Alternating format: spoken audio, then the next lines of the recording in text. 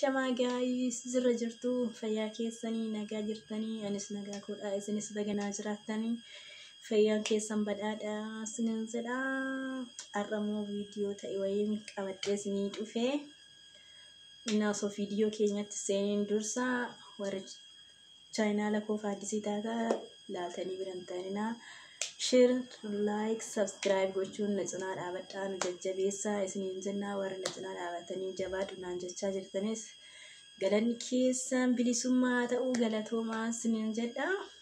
Egaa viidiyoon ani isinii qabadhee dhufee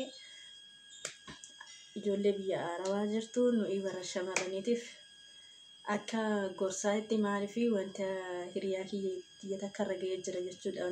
Han hiriyaa kiyya irra ga'e sun immoo isinis akka isin irra hin geenyeef barumsa isiniin ta'a jedheen yaada jechuudha. Maaliifi yeroo ammaa kanatti baay'inaan nuti warri shamarranii wanta akkanaa kun baay'inaan nurratti mul'ataa jira jechuudha. Baay'inaan kufaatiin akkanaa nurratti adeemsifamaa jira jechuudha. Maaliin inni illee jaalala dawoo godhachuudhaan ijoolleen keenya baay'inaan biyya Arabaa jiran miidhamaa jiran jechuudha.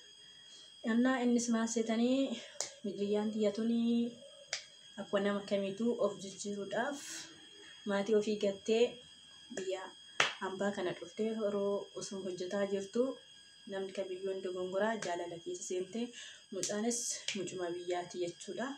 Innaa mucaan kun sin jaaladha jedhee jaalala keessa seensisee walumaan haasa'aa turanii ishinis jaalala keessa seentee innis jaalala keessa seenee yaa inni garuu yookiin